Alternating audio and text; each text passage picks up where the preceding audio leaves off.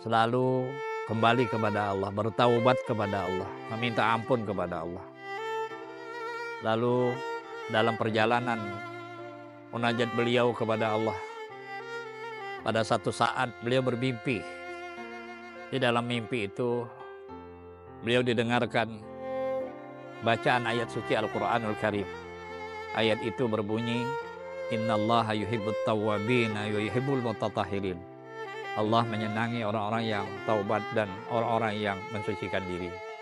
Lalu kemudian beliau tersentak dan akhirnya beliau malu kepada Allah Subhanahu wa taala, dan beliau selalu termasuk orang-orang yang kembali dan mensucikan diri kepada Allah Subhanahu wa taala. Ikhwani fillah rahimakumullah.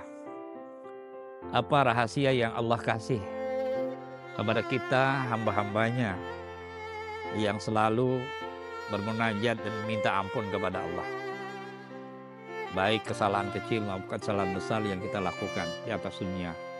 Karena al-insan mahallul khata'i wan nisyan. Manusia itu adalah tempat keliru dan salah. Lalu di dalam hadis riwayat Imam Muslim, orang-orang yang kembali kepada Allah itu nanti Allah berikan kepada mereka, pertama, ansahullah hafizahu.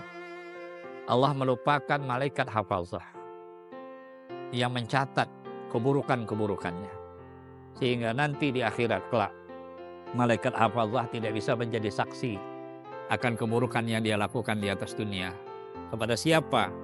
Kepada orang yang senantiasa mensucikan diri, kembali kepada Allah dan bertaubat kepada Allah Subhanahu wa taala. Oleh karena itu beruntunglah orang-orang yang seperti ini.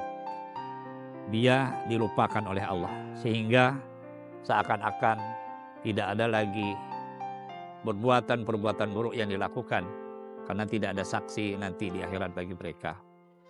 Lalu keistimewaan yang kedua yang disabdakan Rasulullah sallallahu alaihi wasallam, yubaddilullah sayyi'atahu hasanatin. Allah nanti mengganti keburukan-keburukan yang mereka lakukan dengan kebaikan.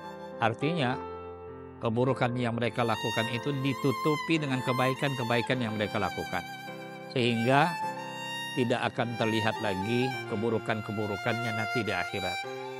Nah, Allah mengganti ini dalam pengertian Allah menghapus semua kejelekan-kejelekan kita, kejelekan hambanya, kejelekan hamba-hambanya yang senantiasa kembali dan bertaubat kepada Allah Subhanahu wa taala. Ikhwana fillah rahimakumullah.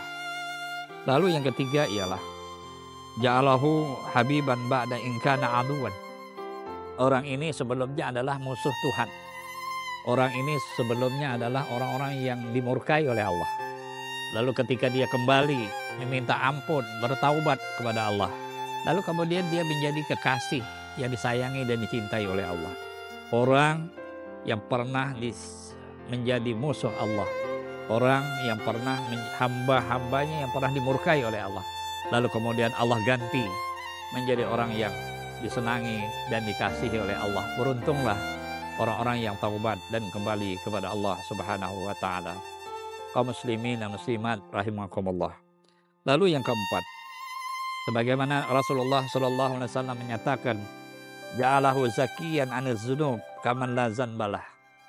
Dia dijadikan oleh Allah seperti seseorang yang bersih, seseorang yang suci, yang tidak ada baginya kesalahan dan keburukan.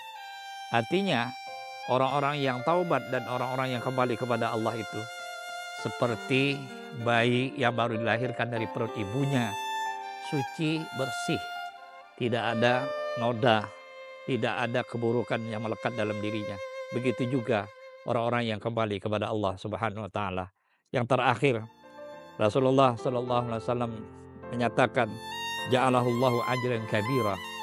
Orang yang seperti ini, orang-orang yang selalu kembali kepada Allah, orang yang taubat, dia akan mendapatkan ganjaran yang besar di sisi Allah, pahala yang besar yang Allah kasih. Sebelumnya mereka hanya diberikan oleh Allah dosa dan kesalahan, lalu nanti diazab, diancam dengan azab. Tapi kemudian ketika dia kembali kepada Allah, Allah akan memberi orang-orang ini pahala yang besar, pahala yang mulia, dan ditempatkan di tempat Allah yang mulia nanti di akhirat. Semoga kita termasuk orang-orang yang selalu kembali dan orang-orang yang selalu menyucikan dirinya. Wal afu minkum. Assalamualaikum warahmatullahi wabarakatuh.